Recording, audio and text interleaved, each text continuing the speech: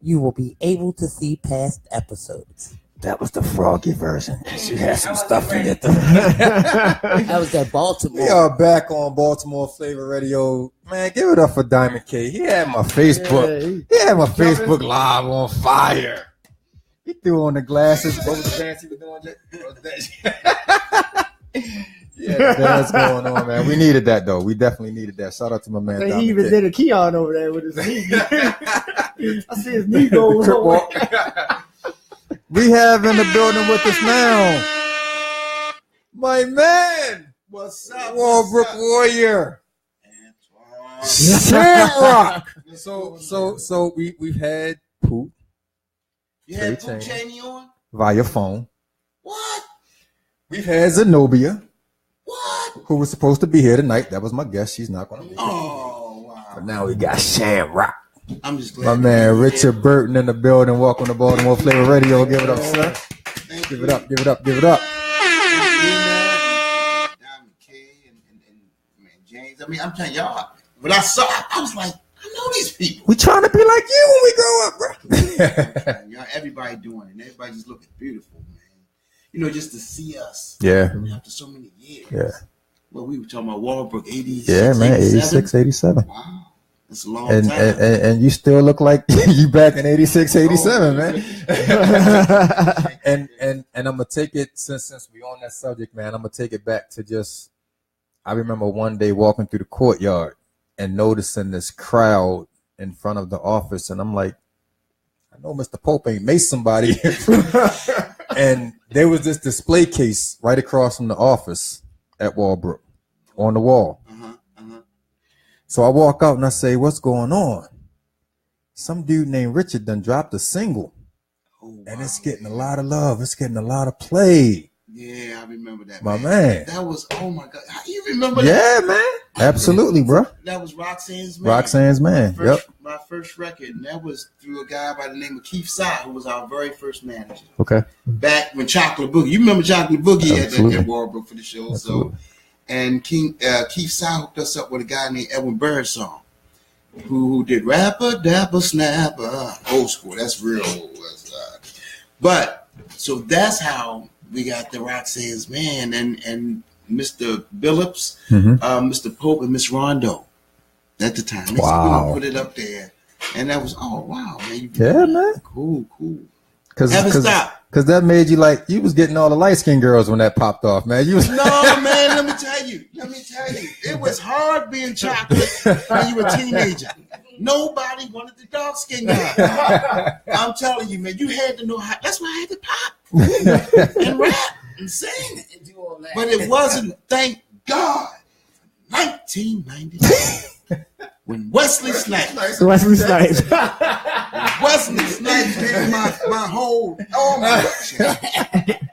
But you know what though, man? This, talking about Walbrook again, man. We had some talented people coming on. Howard Absolutely. G. Yeah, we just had him here not too long ago. Still doing his thing. And what I didn't know until he told us when he was here was that Zenobia from The Wire is his daughter. Yeah. Mm-hmm. See that? Yep. You just never know. Yeah, man. Up in this city. You never know. But Walbrook was just a start for everything, man. And we did an interview yesterday, and it's like, wow, how you forget so many things, when you only have so much time to say so much. Mm-hmm. And when you all were talking about even Dick Gregory and them lately, remember I was talking about the Forrest Gump moment? Mm-hmm. So remember when I told you when Ali picked us up in the blue stretch? God, I was getting ready to go on the Ali you about to? Oh, okay. Go ahead, you out there now. So check this out. You know what I didn't tell you? Remember I said we went to Sugar Ray Leonard's mom's house to eat. Well, the other place we went was to go see Famous Amos, who had the cookies. Wow. So he had a little shop somewhere outside of D.C. I don't know what county that was, but Dick Gregory was there. So Dick Gregory and Famous Amos got in the limousine. And they were talking to Ali. I was half asleep by then, and I'm a teenager.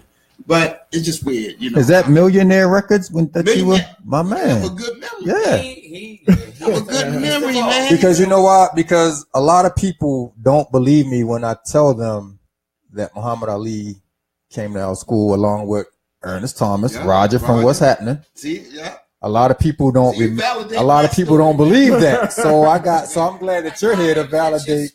I'm here. I'm glad that you're here to validate, but that was like such a dope time because I mean they were there for like the like a feed the hungry kind of event, but then the talent show and all of that popped off, and you just kind of maneuvered your way in. I said, heck, I don't have nothing to lose. You remember what you sang when you sang?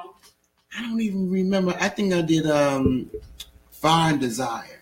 Oh, but I can't do it now. Don't try to give me more than that. I was 16 now. But I went, somewhere up in there. So they like it. So I was like, hey. But it was so much fun because after that, we went in a limousine and I never been in like a stretch.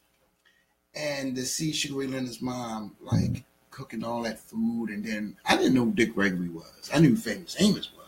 Some cookies. Just like starting off, them cookies. Cookies. Yeah. Still are. So and that was that. And that's how we got, what she said? Soak them in some milk. Yeah. Man. Got soft. I had some yesterday. Woo. But that was how it went down. And then from there, the touring and everything, like with the Temptations. And then what I didn't get a chance to say yesterday is that one of the biggest crowds, Ali asked Robert Bell to take us out with Kool and the Gang. So when we were out with Kool and the Gang, we were performing in front of stadiums. So that was like really huge for a young group. And that's how we transcended from Chocolate Boogie to Action Pack 4. So it was just a heck of a story, man. And performing in front of stadiums and just white, black, Asian. Mm-hmm. And then all these years later, just last week to be in London in front of 20,000 people. And they singing all the words to your songs, man. It's humbling. It's not an ego thing. It's really humbling. Because if you think about this. Think about all the people in the music business who are talented, who will never get a shot. Mm-hmm. How many nephews and nieces you think Quincy Jones had? A lot. How many relatives you think Michael Jackson had that? How many relatives do you think Prince had? And some of them people you'll never, ever hear. Mm-hmm. So to come out of a little city like this and to be able to do anything on a international level, that's a blessing, man. It really is. And it just tells you that, hey, maybe God has more for you to do and say. Mm-hmm. Because I'm not singing about whips and all that kind of stuff because I'm not living that type of life. So you on your Mayfield. You're on your Mayfield. But I just, again, I'm just looking at you all, man. Y'all got it going. I haven't been in a setup like this in Baltimore yet. That's the light skin guy. That's the light skin guy. With TV studios, This is all him, man. I've done radio, but he was like, y'all got gold mics. He has a live stream, so it's radio/television. Yeah, like BET up in here. I'm looking around like, y'all go ahead. But I had a question about Muhammad Ali. Sure. Because you all were with him, were there any special safety precautions, or how did security affect your life? I'm gonna be honest with you. Did you have security? No. Well, we had security. We had Muslim brothers, and to this day, and this is something Brother Herbert, bless his soul, he passed away, but Brother Herbert Muhammad, who was actually Ali's manager, and Brother Herbert Muhammad is Elijah Muhammad's son. So that's how that all tied back. Okay. So when we first went, well, let me get back to your question first. Security. We had to kind of stay close to Ali because Ali would just give out $100 bills. Mm-hmm. We could be walking down Lexington Market, and by the time they find out Ali there, it's a crowd. Ali would give out about $5,000 before somebody can get to him and say, brother Ali, because that's just how he was. And he was the type of, and I used to wonder, he gonna go broke doing that one. But that man had so many friends. When you have billionaire friends that just love you, mm-hmm. Like I'm a kid sitting around him. I really didn't. I wasn't at the age to be a fan. Right. You understand? Like my uncles and them, they knew who Ali was. That he was, But for me, I'm like, it's the boxer guy, Ali, and he putting up this money for us to do these records, and he's just a nice guy. But he was actually one of the most giving people I've ever met in my life. and he was very wise, and he was always checking, like, for wisdom, like always instilling wisdom in us. He would make us read Time Magazine, Newsweek every single day. Our whole lives changed when we got with him. It was a culture shock, because we went from eating what we wanted to eat whenever we wanted to eat one time a day. Now you gotta understand something. Eating one time a day, and it was always like fish. I left that tour. No, I'm serious, but it was like fish, vegetables, but our skin, it was like a baby skin, you know. And he had a restaurant in which he fed the poor. Like, he opened the restaurant up to the public like maybe 10 o'clock, but from 6 up until 9:30, he just fed the homeless. Lines around the restaurant, he just fed the homeless. That's just how he was. And that's what he did. I had never been in a mansion before. So we were standing, we went into this mansion, we went underground. It was Elijah Muhammad's old mansion. And I remember I had never seen anything like that. Elevator, you go upstairs, and his wife at the time, his ex-wife, had everything pink. And I mean, for kids, we felt like we were in heaven. And Rolls Royces, I mean, that's all he drove. And money was never a problem. Yeah. I mean, Ali said, I want them to wear the red and black jackets. And Michael Jackson sent 5 Michael Jackson, those red and black jackets. Wow, with the zippers? Matter of fact, he said 10 because they gave 5 of them to Ready for the World. With the zippers? With the zippers. I had one on my Facebook page, but I mean, and that's just how he was. And the same way like I'm talking to you. Mm-hmm. So imagine being around that type of wisdom and then coming right back to Baltimore. Right? So I was like, I just didn't think the same way. You know, I wanted to buy a house. He always said, buy a house. Make sure you buy yourself a home so nobody can put you out of nothing.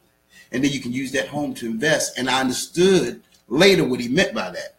You know, you use that as your collateral to do a lot of other things you want to do. I don't care if it's make a movie, start your own record label. If you got something worth $100,000 and it's paid for, then you could do something. Yeah. But I didn't know that as a kid.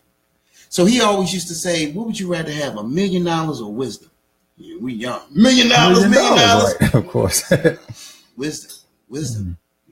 You get $1 million over and over again. So it was those type. Now you gotta imagine you're 17, man. 16, 17, 18 years old. And you're getting all this knowledge at one time. So that was those years. And because of those years, it has led to now, you know, even to recording and to The Wire and doing things like that. And it don't make me better than anybody else. I did what anybody else would do. I went to audition and got the role. You know, people always think something's given to you. No, I did exactly what you could have did. Yeah, because you were working a 9 to 5 at that time. So it was just still working with young people every day. And so, and it would get me, you know, people, no. I said, look, man, when you were down at Choices, I was working down City Hall until 6 o'clock and then going to set until 2 in the morning, then wake up and do it all over again, getting 4 hours of sleep. And you had to be alert down City Hall. It's not like you working somewhere where you can be sitting at a desk like, you know, playing spades. People calling, they want their trees cut. They want them potholes filled. They want them drugs off their corner. You know, so it was rough, but it paid off. You know, it paid off. And I just thank a lot of people for that. And I didn't get to thank a lot of people yesterday, but even people from Keithside to Donnie Green. I don't know if y'all know Donnie Green. Donnie Green, if you ever want history of Baltimore and celebrities, he has like rooms filled with pictures. He was like our photographer back from he used to work at Walbrook and also down at Carver with Brother Bay. So, you know, and these were all people, mentors we had in our lives. You know, and when I get back to even Keithside, he was a DJ. I knew nothing about being a DJ. But because of that man, when I was in Wakefield, I met a young man by the name of Kenny K. Well, he was Kenny then. But one day we would cut out of school and we would go to my mother's house. And she had an 8-track. She had turntables and cassette decks. And we were sitting there for hours blending music. Now, to this day, he said, I taught him how to mix. I don't take that claim. we taught each other how to do something, you know. But it's wild. It's just one of the Forrest Gump moments. I'm sorry. So no need to apologize at all. So Yeah, we be in it. But like I said, we've had Poop, we've had Zenobia, and don't get me wrong. Like if Idris or Wood came up and called me today and say we need to, there she go. If I want to interview, we would do that. But I love talking to people from The Wire that are from Baltimore because of that perspective that they have. And you actually have one of the funniest moments on The Wire that kind of touches me every time I watch this. And this is when they had the co-op. And there was a particular meeting, and y'all were at a hotel conference room. And I believe that at that time, that hotel was probably the one on Orleans Street, if I'm not mistaken. I think so. Yeah. And you just sitting over there taking notes, man. and at the end of the at the end of the meeting, you asked Stringer a question. He was like, "Yo, I know you're not taking notes on us on a drug conspiracy meeting kind of thing." But it kind of makes me laugh because it amazed me that this being Baltimore, and at that time you being a corner boy and Bodie and all of you guys, but it was that. Oh, we got to follow the Roberts rules. So you need to be recognized. You need such. That always amazes me about that. How did that part, like that thing where we got to start, oh, you got to raise your hand. You got to stand up. You got to be. Well, actually, David Simon, my role, the character was Dragon. His name was going to be Dragon at first. I'm glad they changed that. Yes, Lord. I'm glad they changed that. But here's what a lot of people didn't know. So they wanted Shamrock. You know Shamrock is Irish, right?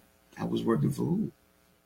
Melly. And they didn't get along, right? Oh, okay. So the inside joke was, I'm going to name him Shamrock, my lucky charms. Well, Mally will leave me alone.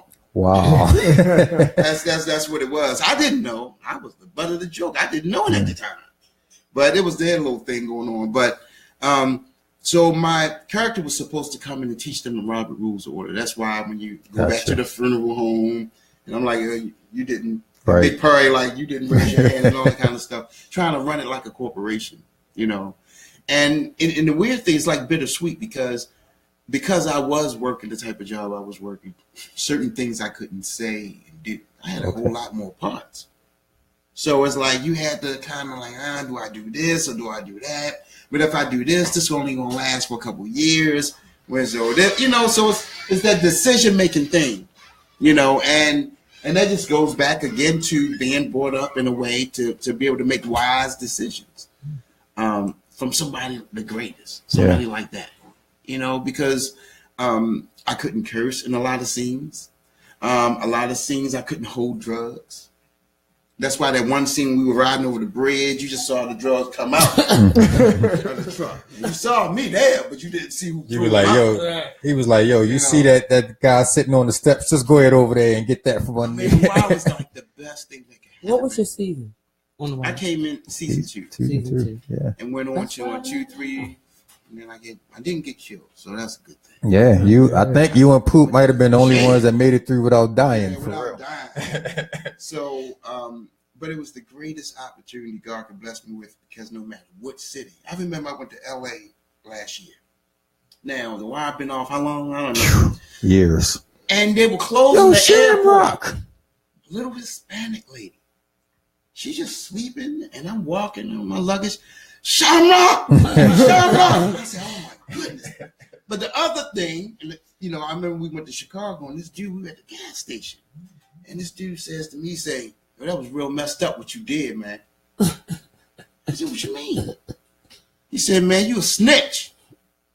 One you in the police, one you telling on string." I said, "Yo, this is TV." Right, yo, wasn't you watching TV? This is TV. This is not real. Don't hurt me because but to some people, you're still a character. You still a character. That's what Day Day. Mike Epps. Okay, right. He was like, they always call him Day Day. And he was like, always in character. I'm not Day Day. But no matter what, you know, and I was telling the guy, I said, if I do nothing else in life, to be able to do that, to accomplish that, I'm good. Yeah.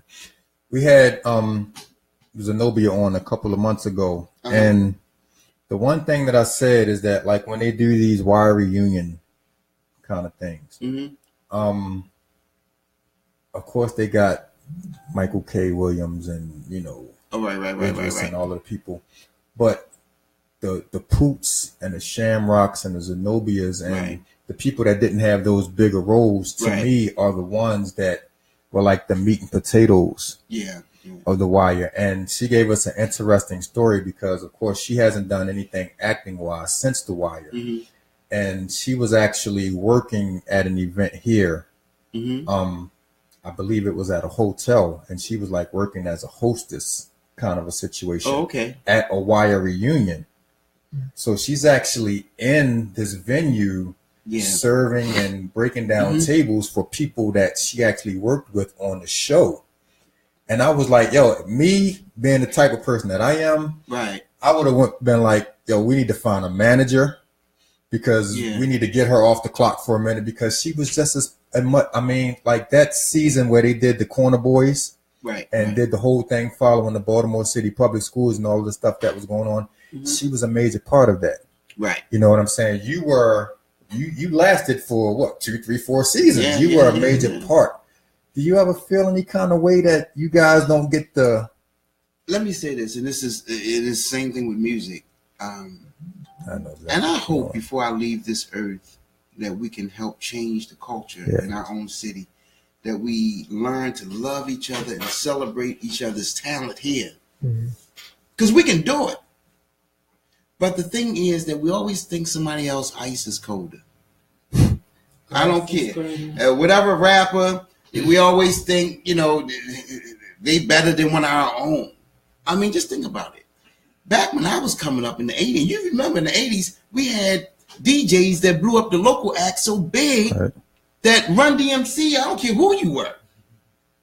We Rock True, New Marks, and Chocolate Boogie, we were packing Rhythm Skate and half of Baltimore Arena. That's how it was. Now it's like it's almost like it's a cliquish, subliminal hate. And you feel it. I feel it. Yeah. God give me anointing. I can feel it. Whether you fake it or not around me, I can feel it. And it's because we got to start learning how to love each other, period, man. And that's why it goes into with the murders here. We don't value each other enough. You know what I mean? Had you done The Wire or whatever I would celebrate you simply because to be able to look on my TV screen and then to see you in person, and you in the city, you at the same sub shop, you going to the same cleaners I go to. I see you at the market. You at Stop Shop and Save, wherever we go shopping. And that's why I say right. But that's exactly why I say that, of course I appreciate the String of Bells and the Barksdales and all of that, but the people that are actually from here that had a chance to be in that show, you guys are the ones that I value the most because you guys understand the culture that was here at that time, and you guys are like you epitomize what, like, you brought Baltimore to that show. You can bring a lot of people in from outside of Baltimore, but you still need some people from this area to make that show what it was. Oh, most definitely. You know what I mean? So, and then it's political too. Okay. Everything is politics, man. Yeah. I don't care who you are, where you are. In politics, you can be touched. You could be doing a radio. You hear that, Donald Trump? I don't care who you are, because somebody knows somebody, and it's all about interest. Yeah. And I'll give you an example why I say politics. I didn't know Pat Moran well, but I knew she was the lady that made things happen. I found out from her sister, what does she like? Oh, she's Irish, is she? She like, what? Irish coffee? What? Where did you get it from? I sent her a nice big old basket with some Irish coffee in it. They wasn't biting butt. It's just it's politics. Yeah. When you have a client and you do something for them, you send them something, thank you. Same thing. So even as an artist, we can't expect things. We got to still play this game the way it is. You got to stay on people's radar. Yeah. That's why every once in a while, if a DJ, I'll hit them on Facebook or something. Hey, what's up? I'll listen to them, mix it, whatever. Whether they playing my stuff or not. Yeah. I hope they will be playing my stuff sometime. I've had DJs I've grown up with, haven't played none of my records, not one time. I don't take it personal. It's okay. Because there are another 26,000 other DJs in Sweden and Brazil and Italy, and that's playing at you. That's killing it. You understand what I'm saying? So that it helps you be humble. Because we only have one time to walk this earth. One time. You don't get twice to do it over again. And Ali always said to me, he said, the way you treat people is in so many ways your entrance into heaven, in a sense. The way you treat people on earth. Because you never know who you're going to meet again. That one guy that you treated bad, it may not be him you need. It may be his son that is now in charge of this corporation, and you're trying to get your daughter a job. And they say your last name. Oh, yeah, I remember your dad. Oh, yeah, wow. Really? You understand? So I'm saying to you, that's just how it is, man. And you just got to learn in this business. You just got to keep on reinventing yourself. Okay. Like people say, well, what you working on now? Well, after the why, I knew the why would end soon. I said, well, I can either take this money, go buy me a nice Benz, some jewelry. But of course, I didn't come from that type of thinking. So I went and got another house. Went and bought a business, a mobile billboard company. I ain't know nothing about mobile billboards. All I knew about mobile billboards is I went to Howard one day and I saw P. Diddy had 4 of them lined up outside. One with Biggie on it, Lil Kim, and I said, my goodness, he a genius. Yeah. I said, whoever thought of this is a genius. And I said, I'm going to find out where they make these trucks at. And it took me a year, but I found it. I went and had one made and started a business. I said, well, you know what? I want to do a film. Started working on a paranormal film. I'm going to start filming next year. You know, you got to keep on reinventing yourself. Right. Have a book coming out called Ali and Me. Guy by the name of Barry Beckham. He did one of the books he did. I don't know if it was Above the Rim. It became a movie. So he called me up one day through a guy by the name of Kenny Abrams and said, hey, how would you like to do a book, man? I'm interested in your life. I'm just interested in just parts of your life. And that's how that went down.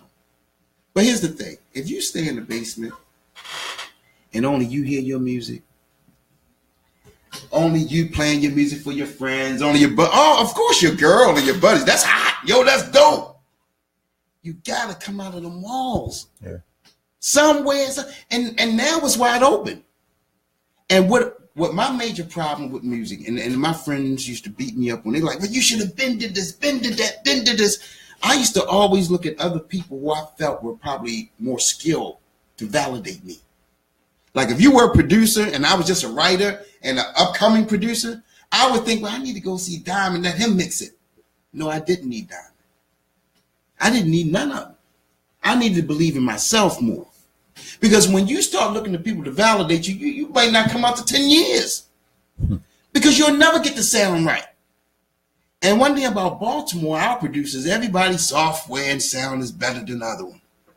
Oh, man, you need to be using Ableton. Oh, you need to use Cubase. Man, why are you not using Pro Tools? It don't matter what I use. If it's a hit, it's a hit.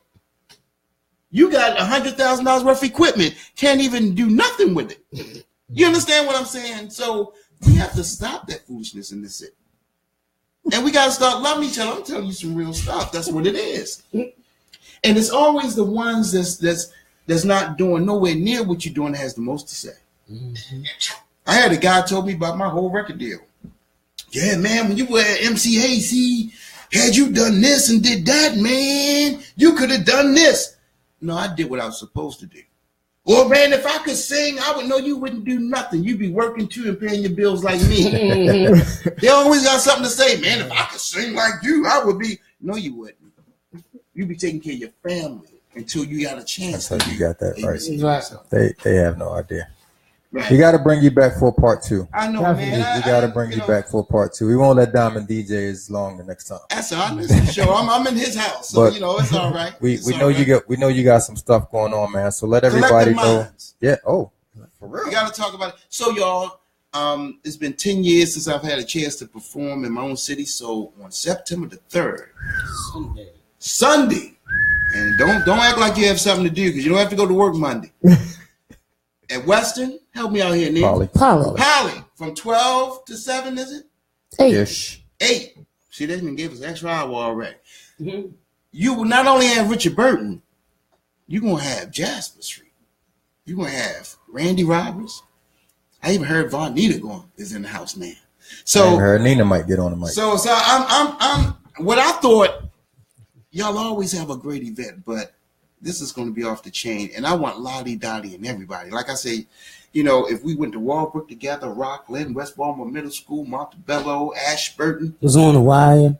Was on the wire. Well, worked that with I the want man. y'all to come out there. I want to see you. I just want to hug you. Life is short. If you look at all the people we buried in the last 5 years, we look at Reggie Reg. Reggie was just over my home before he passed away. We did a video. Been knowing him forever. He gone. A lot of other people gone. We just went to another Brother Vicious V gone. Yeah. And guess what? In another year, more of us going to be gone. So we need to love each other, hug each other, and congratulate each other while we can. Give each other our flowers while we living, man. Baltimore. Be more. I appreciate you, bro. Yo, Appreciate you too. we got to we got to do a Barbara part Boyd. 2. We got to schedule a part 2 because there's so much more that we didn't get a chance to touch on tonight. But just real quick, man, let everybody know how they can find you. Right now, you social can find me on Facebook. We revamping my Instagram and all that kind of stuff. You know, you know what? I'm just more like I'm almost like Kung Fu, man. I'm a loner. You know what I mean? I thought he was about to say I know Moscas. everybody and can fit in different circles, but I'm normally a loner. Put me in my studio with my equipment, I'm in heaven. I just like a peace of mind and be able to do what I love to do. That's what's you know, up. so y'all, and also request the song "Stairway to Heaven" and "Bad Luck." And you hear "Music Is the Answer," produced by Neil Conway. So I mean, it's so much stuff out there. Google. You're very Googleable. Yeah, Google. And get outside of Baltimore. Get out. That's the message. Gotta get outside of Baltimore. Some kind of way. Yeah, definitely. We appreciate you, man. Yo, I know you don't accept the title, but you're a legend in my book. Thanks, brother. I appreciate everything that you've done, everything that you're doing for the city, man, both inside of City Hall and outside.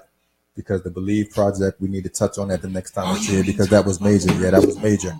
But we will. We definitely will do a part 2 to this, man. So I just salute you, man. Thanks a lot. I'm going to call you Likewise. Shamrock just because that's what we do, man. I'll be Shamrock. My man. All right, give it up for my man Richard Burton, y'all. Legendary Baltimore artist, actor in the building. We got the cool kids up next, man. We're going to get out of here. I want to thank Diamond Cave holding us down. He DJ'd for like an hour and 45 minutes. That's why the show was only 15 minutes long.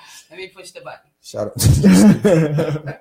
out to my girl Nina, the original party girl, and my man Jay McGraw. Yeah. Back in the building for holding us down, man. We'll be back next week. Oh, yeah. Shout out to Love Hatred. My man. Came through and held it down. In the tree. I Love Hatred is, I can't, in that tree. Yeah, that's his name. In the tree. I like tree. Love Hatred.